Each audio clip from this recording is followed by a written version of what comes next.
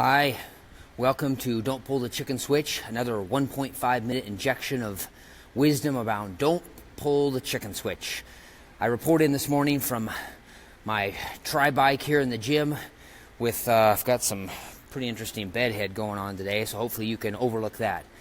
Today, I would like to talk about something called desire compared to the follow-through fallacy.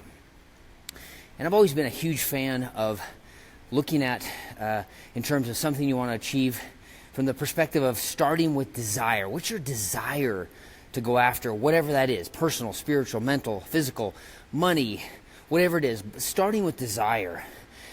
And if your desire on a scale of 1 to 10 isn't an 8, 9, or 10 as you begin going after whatever it is you're choosing to go after, I'm going to suggest to you that's a yellow light, something to slow down just for a moment and make sure you've got a check-in.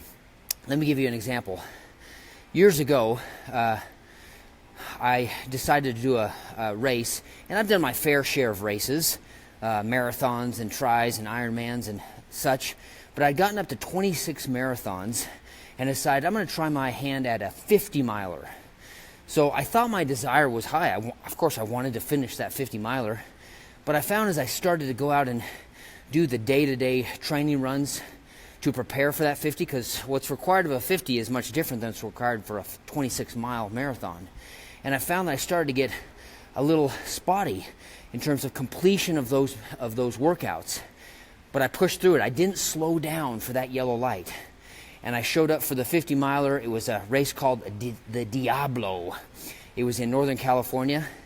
And to this day, after all the different races I've done, that's the only race I've never finished. I didn't pay the price. My desire was high, but there was a fallacy between my desire and my actual follow-through on the things that were required to get there. So my challenge to you this morning is, think about something you're working on or in the middle of or want to consider. Think about your desire, and then as you start it, if you see a fallacy or a discrepancy between your desire, if it's an 8, 9, or 10, and then your follow-through on the things required to get there, if there's a gap, slow down for that yellow light and figure out what's going on, because there is a challenge. And if those two things, desire, and high follow-through on the things required to get that desired outcome, if there's a gap, you are laying the seedbed for pulling the chicken switch. Hope you have a great day. We'll see you next time.